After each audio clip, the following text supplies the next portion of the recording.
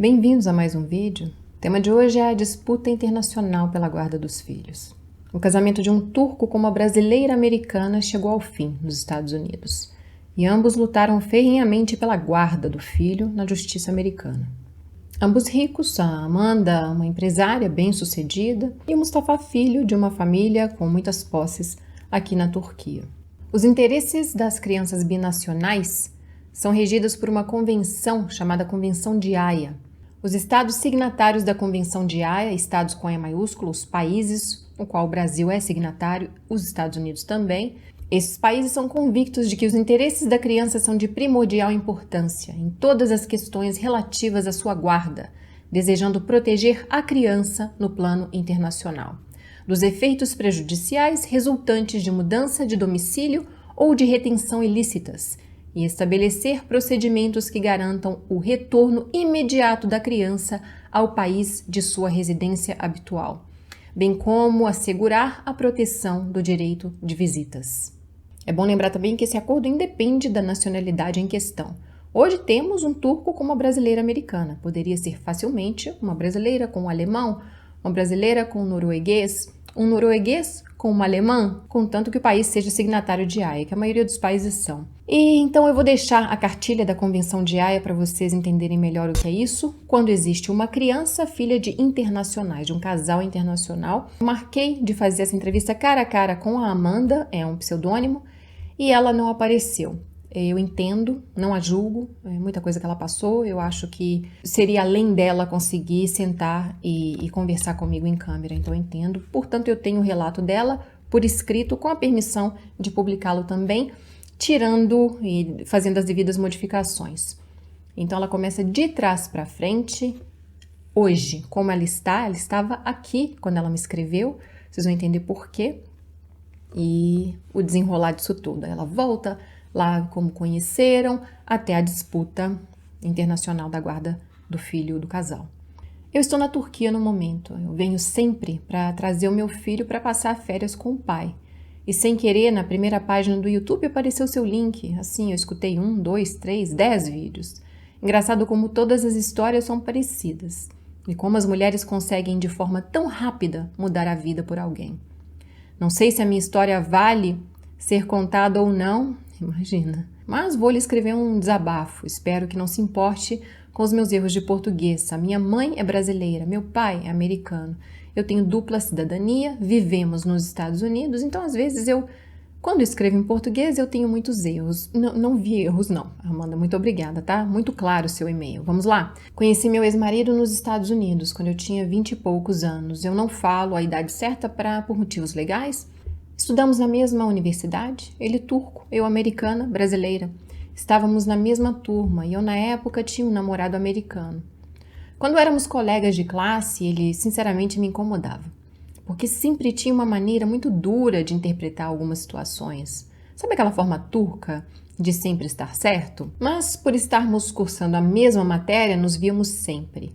Um dia ele me convidou para ir ao apartamento dele tomar um café turco. Acabei aceitando o convite e achei super interessante e engraçado, porque ele leu meu futuro na xícara.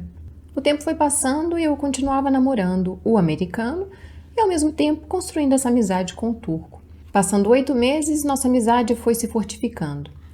Minha tia no Brasil, que sofria de câncer, faleceu e ele foi a melhor pessoa do mundo, que apareceu na minha casa com o café da manhã, ficou até a noite, conversando, me enchendo de carinho.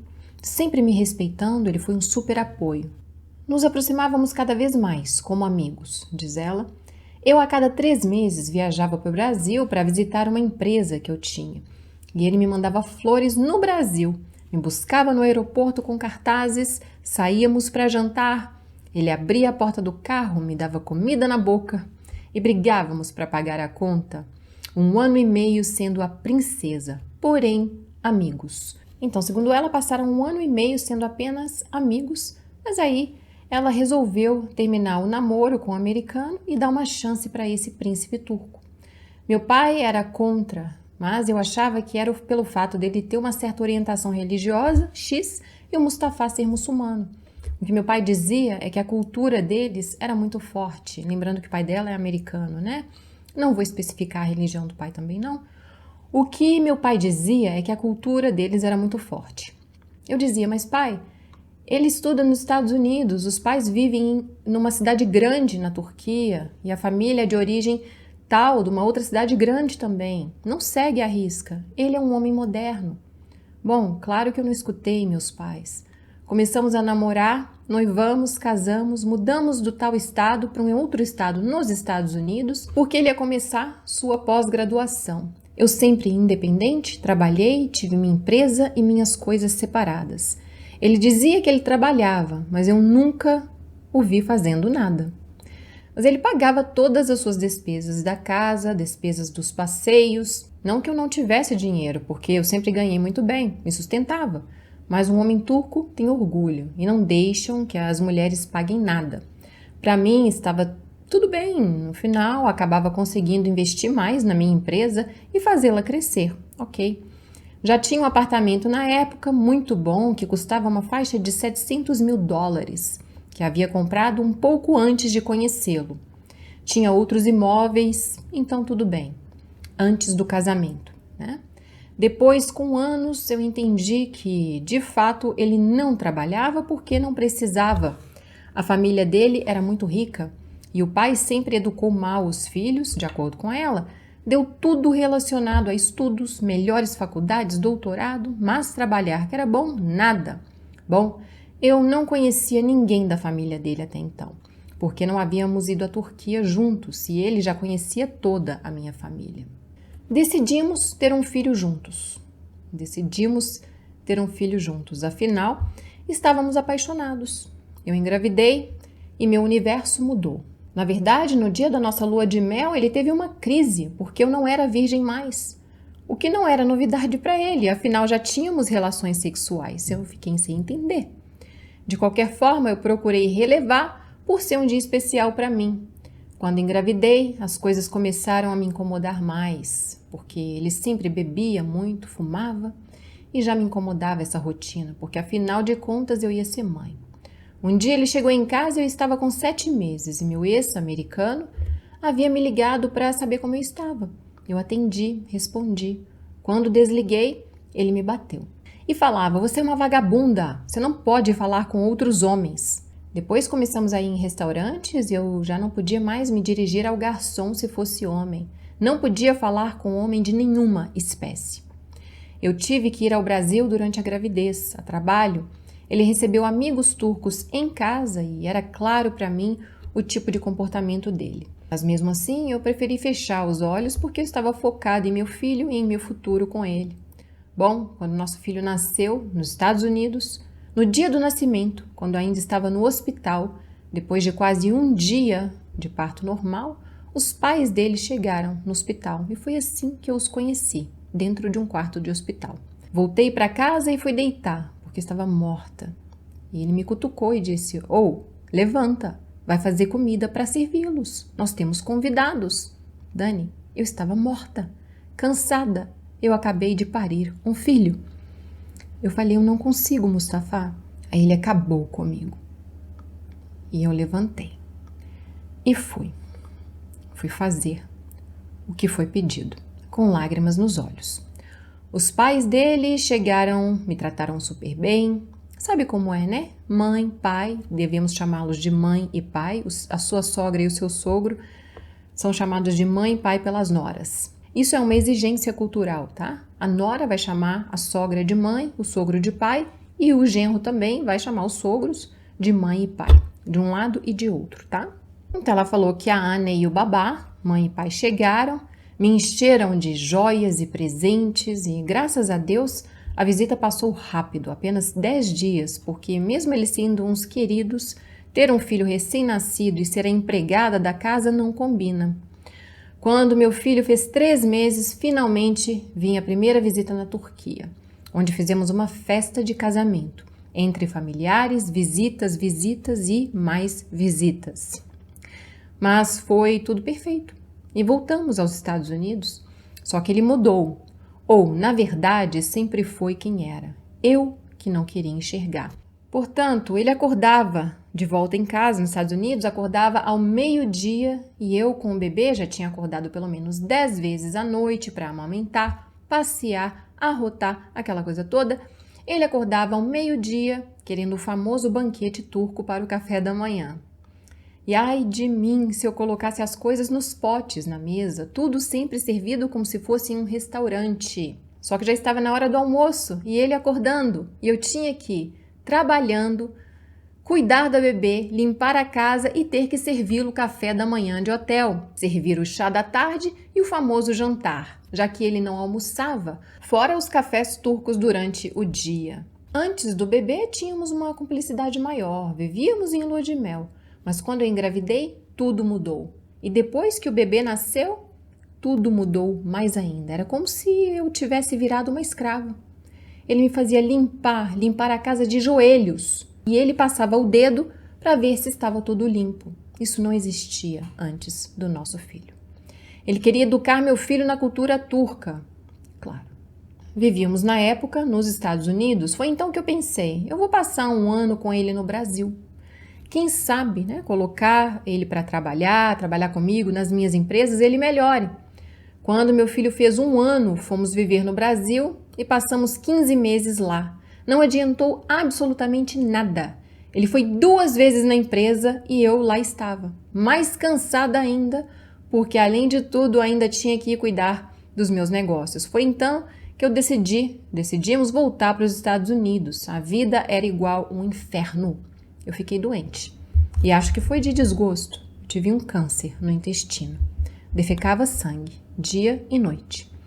Eu peso hoje 60 quilos. Na época, eu pesava 47. Meu filho já estava com 5 anos.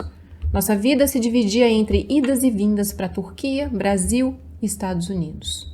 Aí você me pergunta, por que você não pedia o divórcio? Eu tinha medo que ele levasse meu filho e não me devolvesse. Porque ele me ameaçava e dizia, ele é meu filho e ele você não me tira. E como o amor de mãe não tem tamanho, eu engolia tudo isso. Todas as humilhações, todos os desgostos. E quando meu filho fez 5 anos e meio, meu médico disse, olha Amanda, você precisa sair dessa vida de escravidão. Tenha coragem. Então eu pedi o divórcio. Entrei com os papéis e ele recebeu a notificação e sumiu com o meu filho o dia todo e disse, olha, cancela isso porque senão você nunca mais vai vê-lo. E você sabe que eu posso tirá-lo de você. Nós estamos falando aqui de um clã de gigantes, né? Ambas famílias com dinheiro e, obviamente, tem as leis, tem a proteção, né, da criança, resguardada pela lei internacional e tudo, mas ele tem muito dinheiro. E dinheiro compra certas coisas, como sabemos, né? Esse dia ele me bateu e eu chamei a polícia. Mas eu retirei a queixa porque ele podia ser preso. E nos Estados Unidos isso não é brincadeira. Mais uma vez eu tive pena, a submissão. É tão maluco que você mesmo estando certa se sente errada. É tão maluco que você mesmo certa se sente errada. De qualquer forma, tomei coragem. Eu não aguentava mais. Eu contratei um advogado e cancelei o green card dele. Que, por eu ser americana, o status dele dependia de mim. Ele foi deportado em 3 dias para a Turquia. Aí começou meu inferno. Ele entrou na justiça, pedindo a guarda do meu filho para a Turquia.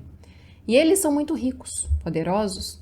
Daí os pais dele, que me amavam, de repente viraram meus inimigos, obviamente, né? Eu estava perdida, com medo e apavorada. Eu, infelizmente, tinha tudo no meu imposto de renda. Bom, agora vocês vão ver aqui como ela comprou a sua liberdade. Ela tinha chance de comprar, isso é uma mulher que tem dinheiro, né? Eu, infelizmente, tinha tudo no meu imposto de renda que construí durante anos. E quando casamos, nosso acordo era comunhão de bens.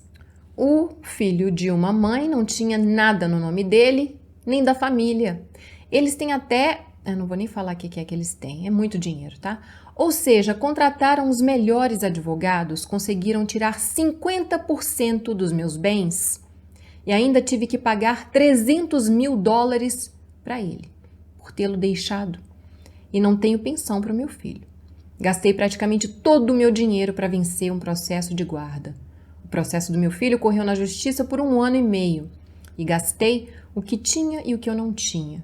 Porque ele alegava, pelo fato do meu filho também ser turco, deveria viver com o pai. Turcos com dinheiro, diz ela, brigam muito bem, e ainda mais com raiva de mim, já que eu havia deportado o filho deles dos Estados Unidos. Mas eu venci. Tenho a guarda unilateral do meu filho. E a justiça permite que eu o traga para a Turquia, mas mesmo tendo documento turco, ele deve entrar como cidadão americano. Por favor, Amanda.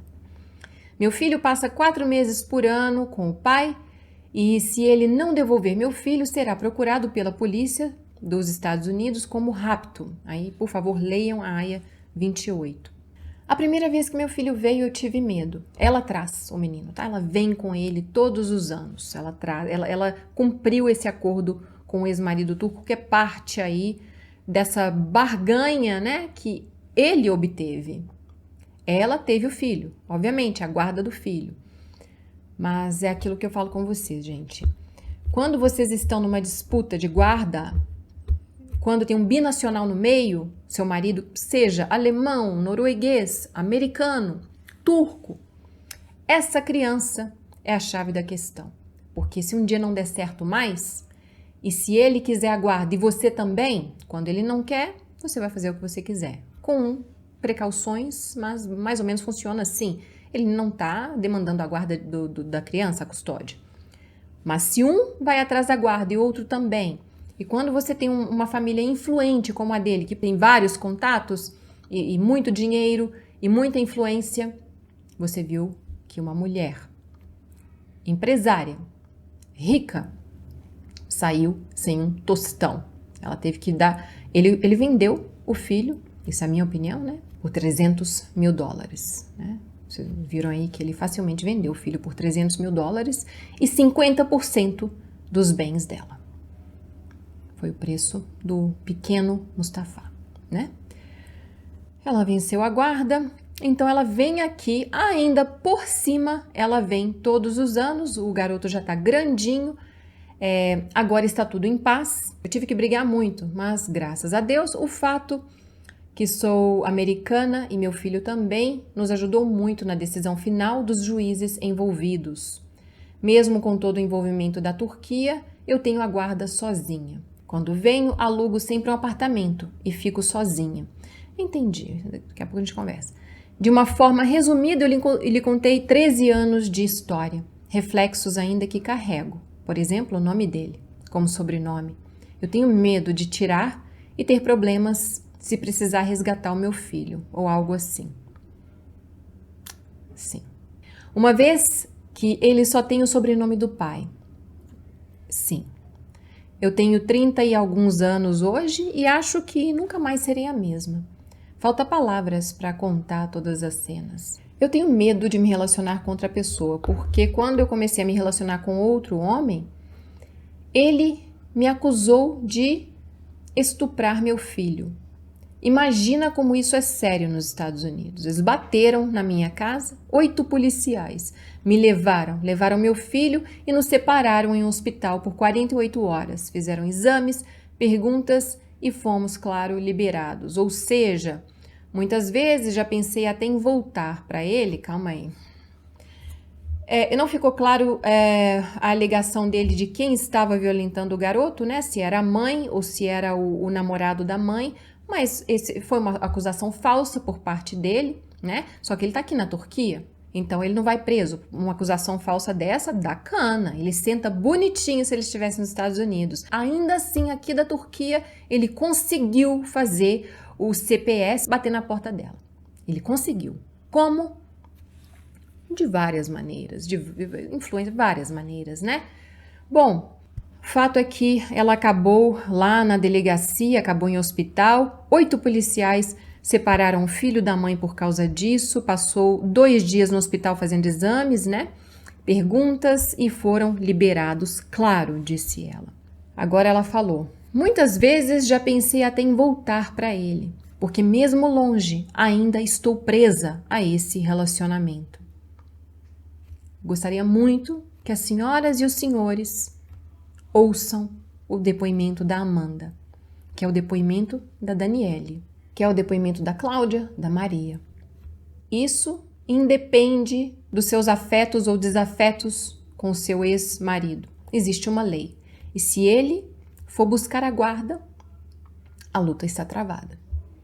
E se você fizer questão da guarda do seu filho, que eu conheço, a maioria das mulheres que eu conheço não gostariam de perder a guarda dos filhos, você vai se ver na situação da Amanda. Muito pior, né? Muito pior, porque nesse caso você perderia, assim como perdem várias das nossas colegas e compatriotas, perdem as guardas aqui dos filhos, porque não tem as condições aí da Amanda de ressarcimento moral como ela fez. Esse é um acordo, né? Portas fechadas que ela graciosamente nos contou, né? Existem vários acordos que faz-se para você conseguir se libertar de alguma maneira. Dinheiro não é um problema neste relacionamento, ela ainda sofre coerção, ela ainda está ligada a ele, ela tem medo, é uma criança pequena ainda, né? Ô Amanda, depois dos 12, já dá para dar uma respirada, né? Você sabe da lei aí, você deve estar sabendo, tem advogados para isso. Depois dos 12 ou 13 anos ali, quando você já vai começar a respirar melhor e toca a sua vida, minha filha. Falta pouco para você aí, mais ou menos, tá?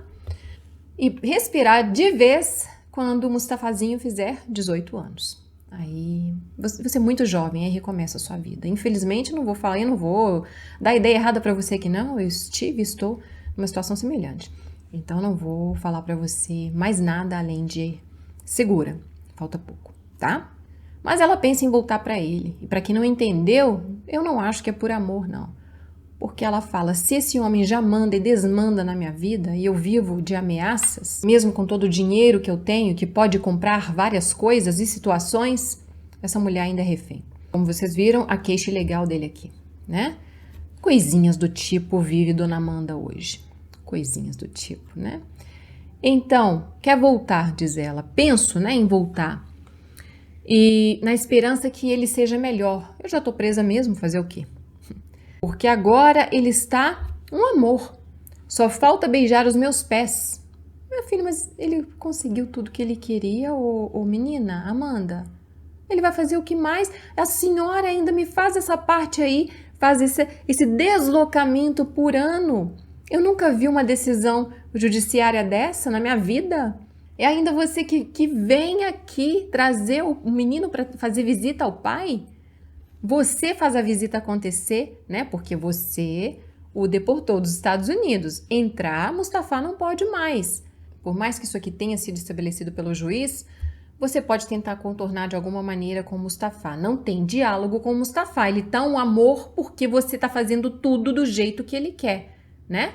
Ele vendeu o filho dele por $300 mil, mais 50% dos seus bens, e ainda por cima senta na casinha dele esperando a sua visita todo ano. A vida tá muito, muito suave pro Mustafa, né, Amanda? Como ele não vai beijar seus pés? Ele tá muito bem. Mas no fundo eu tenho medo de entrar naquela vida de novo. Mas foi tudo tão intenso que mesmo sem viver essa vida, ainda estou nela. Vendo seus vídeos, eu vi que você se libertou. Eu queria ter uma outra vida, sabe? Eu sou nova ainda, mas acho que eu não tenho saída. Eu tenho medo. Um grande abraço e Deus te abençoe. God bless you, ela falou. Minha mensagem para vocês, diz a Amanda. A minha mensagem é que não existe mudança nesses casos, desses tipos de relacionamentos. Ou somos submissas ou não, com menos ou mais intensidade. Mas a história é a mesma, ela apenas se repete de formas diferentes. Não sei qual foi a sua. Acho loucura o que eu vejo no seu canal de pessoas que se conhecem pela internet e que se mudam com filho. Eu não consigo entender. Mas a minha foi diferente e mesmo assim teve o mesmo final. A mãe dele voltou a falar comigo no verão passado, o pai ainda não, mas como temos um filho, preciso preservar ao máximo qualquer exposição, ainda piso em ovos. Eu sei, minha filha, viu? Stay safe, Amanda. Ok, Amanda. Recado dado, passado. Eu gostaria que você se aprofundasse um pouco mais na Convenção de Haia. Isso não é historinha, isso não é uma lei que não vai te atingir. Você deitou com um gringo, teve um filho com ele, se casou com ele, um gringo, qualquer gringo.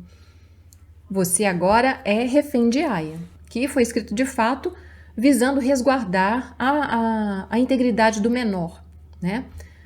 aquilo que eles chamam na convenção de abdução, de rapto do menor. Por exemplo, a mãe brasileira, o pai americano, né? Vamos dar outro exemplo agora, um pai americano. O menino nasceu nos Estados Unidos, sendo criado nos Estados Unidos, 5 anos de idade, está indo para creche, escolinha, 9 anos. Aos 9 anos ela decide separar desse cara e vai para o Brasil de férias e não volta, por exemplo. E fala, ele me batia, ele me agredia, eu não quero. Ele era um péssimo marido, olha as marcas, mostra para o juiz, olha as marcas. O juiz vai falar, a Convenção de Haia vai dar preferência ao local de nascimento do filho. É que, como eu falei, tem um burburinho enorme, né, a respeito disso. Isso é um assunto muito complicado, porque vai depender das leis locais também, de onde esse menino nasceu, por exemplo, nos Estados Unidos, o juiz daquele estado, daquela cidade, mais junto com o advogado internacionalista, mais junto com o AIA, para ver onde esse menino vai ficar nos Estados Unidos. 80% Estados Unidos, com pai agressor ou não. É onde surge a controvérsia toda, né? Mas espera aí, essa lei não protege o menor, porque ele nasceu e tem os amiguinhos e vai à escola nos Estados Unidos, mas ele vê a mãe apanhar em casa, isso está protegendo qual menor? Questionam as mães.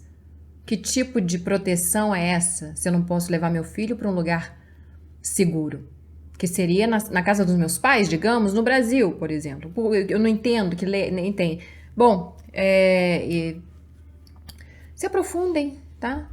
Percebam o que estamos tentando falar com vocês aqui, né? Isso é uma coisa muito séria, porque existe uma pessoa inocente no meio que não fez um acordo para nascer. Ele não, né?